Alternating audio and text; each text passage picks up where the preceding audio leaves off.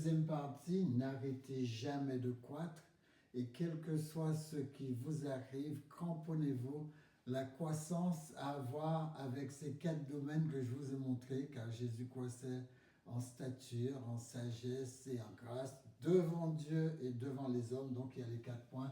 Et nous allons revenir juste sur ce point. Ne vous conformez donc pas au siècle présent, mais soyez transformés, renouvelés. J'aime bien le RE, renouvelé. Renouvellement, c'est-à-dire être une nouvelle personne chaque fois. Et c'est le renouvellement de l'intelligence qui vous fait ça. Donc si moi, je fais un inventaire de ma pensée, je dois pouvoir renouveler ma pensée. En renouvelant ma pensée, cela montre que mon esprit se renouvelle, afin que vous discerniez quelle est la volonté de Dieu, ce qui est bon, agréable et parfait. Comme je vous disais la dernière fois, il n'y a que 3 sortes de tentations. Regardez, car tout ce qui est dans le monde, la convoitise de la chair, rappelez-vous la tentation du Christ, la convoitise de la chair, la convoitise des yeux, l'orgueil de la vie, ne vient point du Père, mais vient du monde. Alors, je reprends ici, et ça c'est notre introduction, les convoitises ont à voir avec ce que je désire. Posez-vous la question, qu'est-ce que je désire? Quels sont mes désirs? Qu'est-ce que je veux? Qu'est-ce que je veux pour ma vie? Qu'est-ce que je veux pour mes goûts? Certaines personnes, même au niveau de la santé, ils ont du mal à ne pas choisir certains aliments qui sont contre leur santé. Donc, à nous de savoir, qu'est-ce que vous désirez vraiment? Où désirez-vous aller? Parce que la Bible dit, Dieu va vous donner les désirs de votre cœur. Il va vous les donner. Alors, ayez des désirs qui plaisent à Dieu. Parce que Dieu ne peut pas vous donner des désirs qui ne sont pas à lui. Donc, essayez d'entrer, de revoir ce que vous désirez. Ensuite, revoyez ce que vous ressentez. Je ne peux pas être un chrétien et ressentir des choses et ressentir de l'affection pour des choses tordues. Je ne peux pas vivre quelque chose qui va à l'encontre de la volonté de Dieu. Les amis, quand vous avez des sensations, quand vous avez un ressenti, quand vous avez ne serait-ce qu'un sentiment ou un ressentiment, parce que dès que vous versez dans le ressenti, il est clair que cela va vous porter préjudice. Donc, quand vous avez un ressenti ou quand vous avez simplement une sensation et que cette sensation ne repose pas sur quelque chose de noble, sur quelque chose d'élevé, sur quelque chose de porteur, eh bien, dites-vous que ça ne vaut pas le coup. Parce qu'aujourd'hui, on se rend compte dans notre société que beaucoup de personnes argumentent. Ils argumentent et ce sont des arguments émotionnels. Ils créent même leur propre définition. Qu'est-ce qu'une femme? Il y a des gens qui créent leur propre définition de la femme aujourd'hui. Parce qu'ils ont vu ce qui se passe, le mode de vie qui commence à s'installer autour de nous. Alors eux, pour ne pas être remarqués, eh bien, ils vont s'adapter ou bien ils vont créer leur propre définition ou s'adapter à des définitions mensongères qui ont été créées. Des définitions qui n'ont rien à voir avec la base même de la vie. Sachez en tout cas et rappelez-vous que Dieu ne revient pas sur ce qu'il fait. Il a créé un homme et une femme, il ne revient pas sur ce qu'il a fait. Donc, dites-vous, ce que je désire, ce que je ressens, mais aussi ce que j'obtiens. Il y a des choses que je vais obtenir et je sais que j'étais dans la mauvaise direction. Et je vais devoir bifurquer, je vais devoir recréer autre chose. Donc, battez-vous pour être ce que vous devez être devant Dieu et devant les hommes. Souvent, ce qui est reflété par notre société, c'est ceci. Sexe, salaire, statut. Donc, quand on s'appuie sur ces 3 choses, on se rend compte qu'on perd un petit peu la vision de Dieu. Dieu a envie qu'on aille plus loin. La sexualité ne peut pas être mise à la première place parce que cela devient de l'idolâtrie. Il en est pareil pour ce que je possède. Ma maison ne peut pas être mise à la place de Dieu.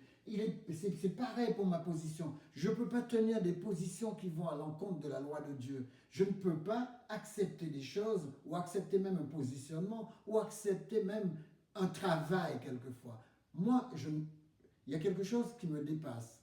quand je vois des chrétiens choisir de travailler dans le développement de l'alcoolisme ou du tabagisme ou quelque chose qu'ils savent qui affecte la santé des êtres humains. Nous sommes là pour contribuer à la santé, nous ne sommes pas là pour la détruire.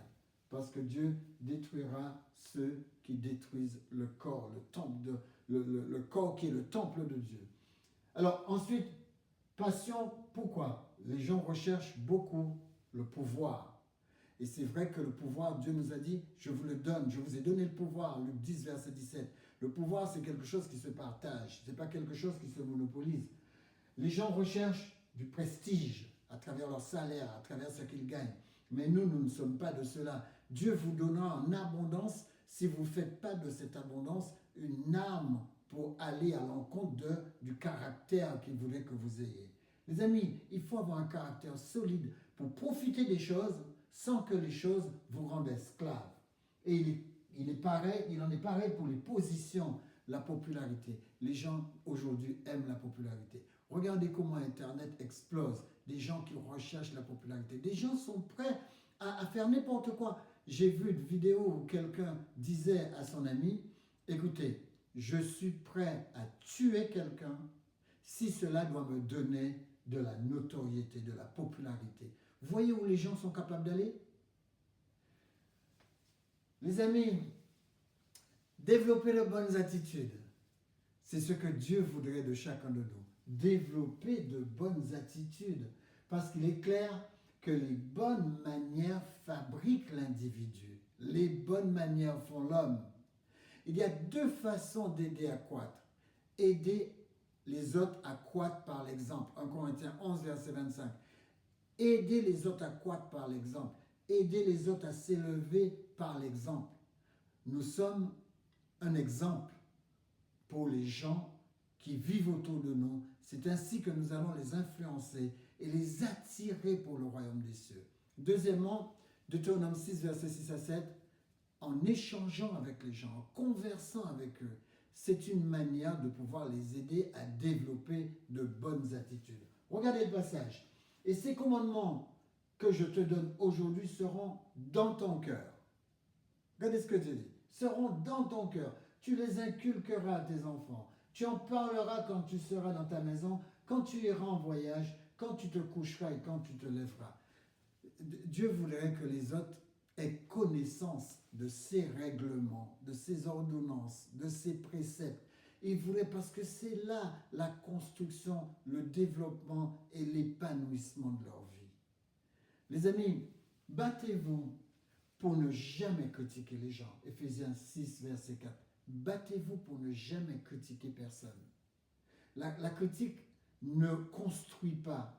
Surtout une critique malveillante, une critique faite dans le dos de quelqu'un. Ça ne construit pas. La Bible va encore plus loin. Ne comparez jamais les gens. Galates 6, verset 4. Ne comparez pas vos enfants avec les enfants du voisin. Ne vous comparez pas aux autres. Ce serait avoir une mauvaise attitude. Les familles extraordinaires se protègent les uns les autres. Deux valent mieux qu'un, dit Salomon, parce qu'ils retirent un bon salaire de leur travail. Car s'ils tombent, l'un relève son compagnon. Mais malheur à celui qui est seul et qui tombe sans avoir un second pour le relever. Durant toute la vie que Dieu nous a donnée, nous devrions apprendre à pouvoir à transmettre, à pouvoir relever l'autre, à pouvoir construire l'autre. Notre rôle est dans la construction de l'autre. La raison fondamentale pour laquelle nous sommes sur terre, c'est pour contribuer à la vie des autres.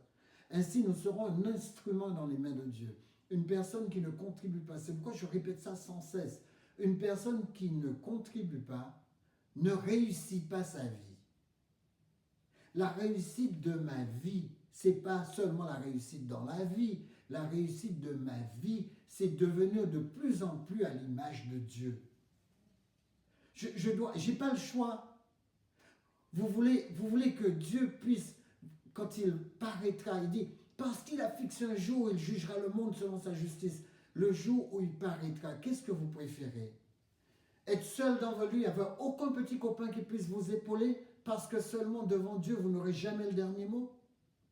Laissez parler les gens quand ils vous disent que Dieu n'existe pas. Je tire seulement cet exemple. Dieu a dit que vous n'emporterez rien sur la planète et sa parole marche toujours. J'ai jamais vu personne emmener quoi que ce soit de la planète.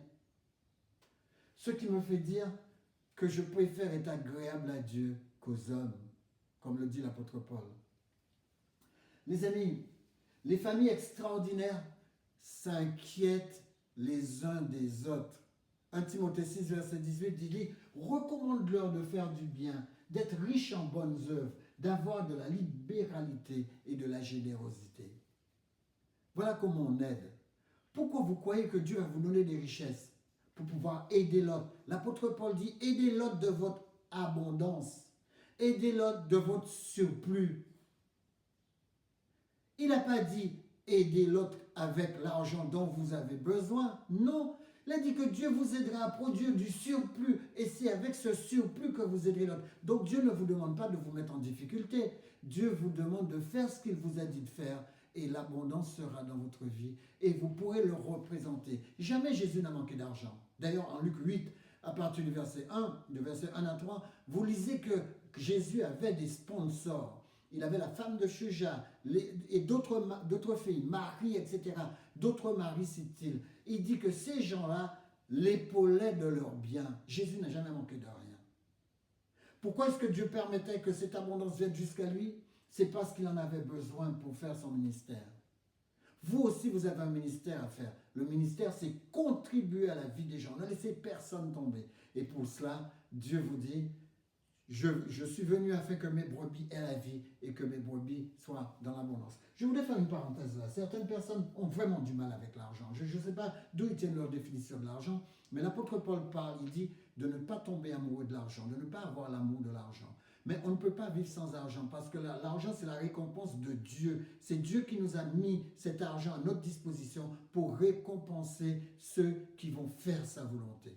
Les amis, il faut que vous compreniez cela. Dieu veut absolument que vous puissiez agir comme il vous a appelé à agir, de manière à ce que vous puissiez agir aussi dans la vie des autres. Et vous ne pourrez pas facilement agir dans la vie des autres si vous n'avez rien pour le faire, si vous n'avez que des paroles. Ça ne marche pas. Les gens aujourd'hui ont besoin d'aide, ils ont besoin d'assistance. Et nous, les enfants de Dieu, nous, citoyens des cieux, nous savons comment amener cette assistance. Parce que Dieu va nous aider à pouvoir l'acquérir et le développer. Quoi est possible? Mais quoi est possible pour la famille qui croit? Parce que Marc 9, 23 nous dit, rien n'est impossible à celui qui croit. Rien n'est impossible. Il y a juste cette parenthèse que j'aurais aimé en tenir, c'est montrer que nous avons la foi dans ce que Dieu nous dit. Mais nous devons comprendre la chose essentielle. La chose essentielle, c'est que la Bible que j'utilise là n'est pas fabriquée pour fabriquer de la religion. Elle n'est pas fabriquée pour cela. Elle est fabriquée comme un mode d'emploi de notre vie. La Bible est personnelle. La Bible est personnelle. Moi, je l'étudie comme un livre qui va m'aider à vivre sur cette planète. Parce que quand Dieu a envoyé le produit que je suis, parce que vous êtes les produits de Dieu, Dieu un jour vous a fabriqué, vous a créé, vous a amené à l'existence. Il est impossible que quelqu'un comme Dieu puisse inciter dans la tête des êtres humains. Et quand vous faites une voiture, quand vous faites un produit ménager, quand vous faites, accompagnez-le d'un mode d'emploi et que lui-même ait oublié d'envoyer le mode d'emploi avec le produit que nous sommes. Comment voulez-vous fonctionner sur cette planète sans cela? Donc la Bible est un livre de préceptes, un livre d'ordonnances, un livre de lois, un livre, un mode d'emploi pour nous aider à vivre sur cette planète. C'est vrai que certains s'en sont accaparés pour en faire un groupe, une communauté. Et regardez ce que c'est devenu. C'est devenu maintenant que l'un lutte contre l'autre, à dire, moi, voilà, c'est moi qui ai la vérité, c'est moi qui n'ai pas la vérité. Les amis, oubliez tout ça. L'Église de Dieu est universelle. Elle est dans le monde entier, elle est sur toute la planète. Et Dieu nous demande, accompagnez-vous de mon mode d'emploi. Le mode d'emploi que Dieu nous a donné, c'est afin de pouvoir le servir en tant que citoyen des cieux. Une fois que nous nous sommes convertis et que nous le servions, Dieu veut que ce service puisse être un service en rapport avec ses autres enfants.